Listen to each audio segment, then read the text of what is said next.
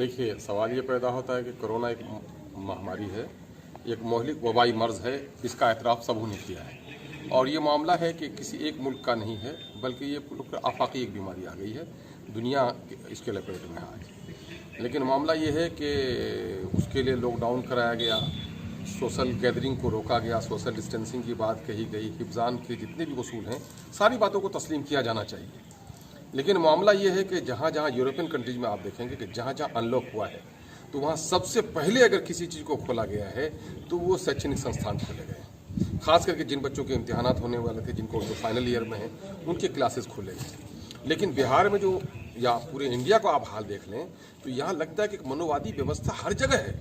आज के इस कोरोना के कहर में भी मनोवादी जो मानसिकता है उसमें कहीं कमी नहीं आई है। आप एक तरफ ये कहते हैं कि साहब ऑनलाइन पढ़ाई हो रही है, तो किन के बच्चे पढ़ेंगे ऑनलाइन? ऑनलाइन पढ़ेंगे वो 15% लोगों के बच्चे, है ना। वो चौकसी के बच्चे होंगे, धीरू भाई अंबानी के बच्चे होंगे, मिनिस्टर्स के बच्चे होंगे, बड़े बड़े कारोबारियों के बच्चे होंगे, और भी कुछ लोग हो सकते हैं। शहरों के 85% और देहात के 99% बच्चे, उसके पास एंड्रॉइड नहीं, वह कहाँ से वो पढ़ सकते हैं? तो इसके माने ये कि ये सरकार इस बहाने आम लोगों के बच्चों को, खासकर दलितों के, गरीबों के, मजदूरों के, अल्पसंख्यकों के बच्चों को अनपढ़ रखना चाहती है। ये खास क्लास जो है, उनके बच्चे पढ़ें लिखें, उनके बारे में ये संजीदा है। मामला ये है कि आज भी बच्चों की पढ़ाई हो सकती थी। आपके दफ्तर चल रहे हैं, आप असेंबलियां चला रहे हैं, अभी आप राम पूजन के लिए भी भीड़ लगाएंगे। पिछले दिनों में कई पॉलिटिकल भीड़ आपने लगाई है। बाजारों में लोग जा रहे हैं, आप गाड़ियों में लोग जा रहे हैं, सट के आप देख रहे हैं, छोटी छोटी बसों में, छोटी गाड़ियों में सट के बैठ के जा रहे हैं, उनको कोरोना नहीं हो रहा है। गाँव में बच्चे गले मिलकर एक दूसरे खेल रहे हैं, उनको कोरोना नहीं हो रहा है। स्कूल आने में से कोरोना हो जाएगा? ये इन लोगों की आम लोगों के ताल्लुक से निहायत ही गैर मुनसिफाना कदम है हुकूमत का। एक तो ये है कि तमाम तर स्कूल में अगर 1000 बच्चों की कैपेसिटी है स्कूल में, तो हर दिन 200 बच्चों को बुलाया जाता, 2-2 वर्ग के बच्चों को बुलाया जाता, सोशल डिस्टेंसिंग करके उनको पढ़ाया जाता। सरकार की कोई दिलचस्पी नहीं है। और जो दर्द, जिस दर्द की आप बात करते हैं, वो तो बड़ा दर्दनाक पहलू है। और नतीजा ये है कि आज प्राइवेट टीचर खुदकुशी करने पर वो है। जिस तरह से किसान मक्के का फसल चौपट होने से किसानों की हालत है, उससे बुरी हालत है।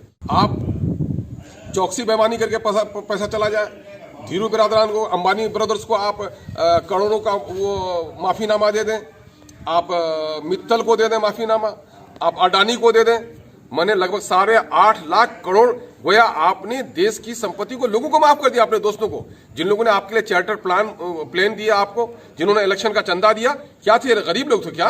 ये भिखमंगे थे क्या? आज टीचरों का चूल्हा बुझा हुआ है, उनके बाल बच्चे रो रहे हैं, फाके में है, खुदकुशी करने पड़े।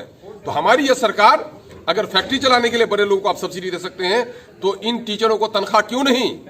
ये बच्चे किन के पढ़ा रहे हैं? ये विदेश के बच्चे को नहीं पढ़ा रहे हैं। ये बच्चे आपके शहरियों के बच्चे, जिन शहरियों के वोट लेकर आप सरकार बना रहे हैं, उनके बच्चों का मसला है। मैं बिहार सरकार से भी गुजारिश करूंगा कि न्याय के साथ इंसाफ की बात कहने वाले, और केंद्र की सरकार से भी बात करूंगा, प्राइवेट स्कूल के टीचरों को कमन जीवन यापन के लिए आधी तनख्वाह उन्हें दीजिए। आपको ये करना चाहिए था कि सरकारी टीचरों को आप तनख्वाह दे रहे हैं, तो इन टीचरों का क्या होगा? ये आपके बच्चों को नहीं पढ़ा रहे हैं क्या? आपको कहना चाहिए था कि चाहे केंद्र सरकार के मुलाजिमीन हो, स्टेट सरकार के मुलाजिम हो, सबकी 10% की तनख्वाह काटी जाएगी और प्राइवेट स्कूल के टीचरों को तनख्वाह दी जाएगी। एक आपको कुछ उपाय इनके लिए करना था। अगर सरकार उपाय नहीं कर रही है, तो वेलफेयर स्टेट की ये जिम्मेदारी बनती है कि अपने शहरियों के बुनियादी ज़रूरत का ख्याल रखे। सिर्फ यहाँ राशन पानी ही नहीं, बल्कि अपने टीचरों को अगर हम जिंदा नहीं रखेंगे, तो आने वाले दिनों में हमारी नस्लें तबाह हो जाएंगी। इसलिए नस्लों को बचाने के लिए प्राइवेट स्कूल के टीचरों का, संस्थानों का जो हालत है, सरकार जल्द से जल्द उनके लिए प्रोग्राम लेकर के आए। उन टीचरों के लिए, ये टीचरों का नहीं बल्कि बिहार में और देश में शिक्षा के तय दुश्मनी है, और ये दुश्मनी शिक्षा से, जिस देश में दुश्मनी होगी वो देश कभी तरक्की नहीं कर सकता। सर, प्राइवेट टीचरों के साथ साथ इस समय सीमांचल और बिहार के कई इलाकों में बाढ़ की भी बड़ी समस्या उत्पन्न हो गई है। लोग कहीं ना कहीं कटाव की वजह से और जो है घर में पानी घुस जाने की वजह से, पूरे गांव में पानी घुस जाने की वजह से बहुत परेशान है। बिहार सरकार और जिला प्रशासन सभी कह रहे थे कि हम तैयार हैं, लेकिन आज भी कई लाइव वीडियोज़ और फेसबुक के द्वारा और दीगर माध्यम से पता चल रहा है कि कटाव हो रहा है, लेकिन सरकार या प्रशासन की तरफ से उसको रोकने का कोई इंतज़ाम नहीं है, कोई व्यवस्था नहीं है, और लोग परेशान हाल हैं। अपने घरों में पानी घुसने की वजह से सड़कों पर रहने को मजबूर हैं। क्या मतलब किया जाए इस वक्त में, उनके लिए क्या ये है, सरकार को किस तरह से जगाया जाए? देखिए, सरकार को जगाने का मसला तो बड़ा मुश्किल है कि सोए हुए को जगाया जा सकता है, लेकिन जो लोग खुद जगे हुए हों और आंख बंद करके सोने का बहाना कर रहे हों, ऐसे लोगों को जगाना बहुत मुश्किल है। ये सरकार यूं नहीं जगेगी। ये सरकार अब आ गई है इस पर कि चाहे यहाँ पर कड़ों या मड़ों की पॉलिसी लोगों को अपनानी पड़ेगी। सीमांचल का यह खित्ता जो पूरे बिहार में सबसे ज़्यादा पसमानदा है, मजदूरों की संख्या सबसे ज़्यादा है, अनपढ़ लोग हैं, बीमार हैं, न यहाँ डॉक्टर है, न शैक्षणिक संस्थान है, न लोगों के रोजगार के कोई मौके हैं। खेती बाड़ी पर ही जीवन यापन है, लेकिन घनी नदियाँ और वहाँ तराई की से आने वाली नदियाँ, हिमालय की बुलंदियों से आने वाली नदियों के तेज बहाव की वजह से यहाँ पर जो कटाव है, कटाव रोधक इस कार्य को रोकने के लिए महानंदा बेसिन का प्रोग्राम आया था। लेकिन ये बिहार की सरकार, ये निकम्मी सरकार, ये बेईमान सरकार, सीमांचल की दुश्मन नहीं, गरीबों की दुश्मन सरकार, उस पर कोई काम नहीं कर रही है। मैं कह रहा हूँ कि गंगा, ब्रह्मपुत्रा जैसी नदियों को उसको बांध कर, उसके किनारों को बांध कर आप शहरों को बचा सकते हैं, लेकिन क्या हमारी महानंदा हो, डोक हो, कनकई हो, बूढ़ी कनकई हो, परवान हो, बकड़ा हो, ये सारी नदियाँ क्या उससे भी बड़ी नदियाँ हैं? सरकार की नीयत साफ नहीं है।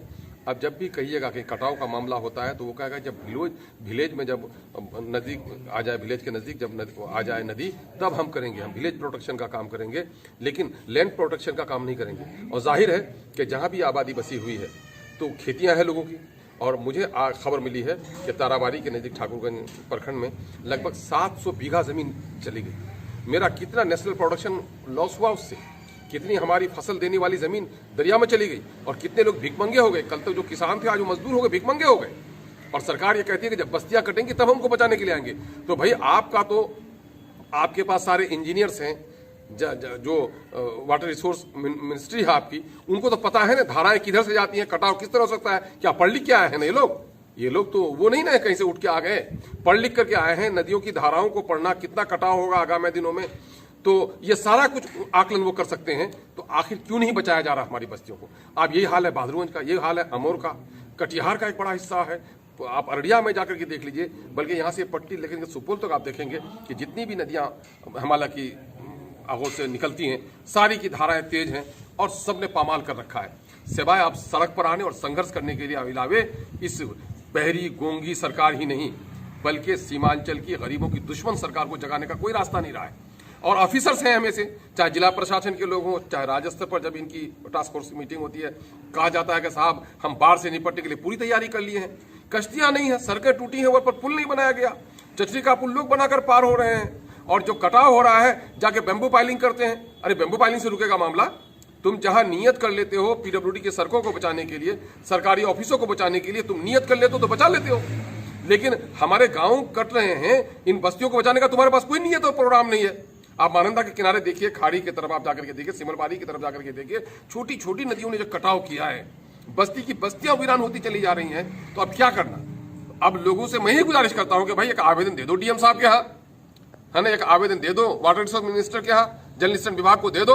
और नहीं होता है तो बीवी बच्चों को लेकर, तुम्हारा तो घर भी नहीं रहा है, बीवी बच्चों को लाओ, एनएच पर बैठो, सड़कों को जाम करो, इनके ऑफिसों में आओ। ये गोंगी बहरी सरकार, ये कोरोना के मामले में, कोरोना में लोग ऑक्सीजन के बगैर मर रहे हैं, तो दूर की बात हो जाए कि उनको वेंटिलेटर मुयसर हो सकेगा, लेकिन यहाँ ऑक्सीजन नहीं मिल पा रहा है। दरभंगा में जो खबरें सुनी है, आप लोगों ने सुनी है, 4 आदमी का किशनगंज में ऑक्सीजन की वजह से नहीं मिलने की वजह से इंतकाल हो गया।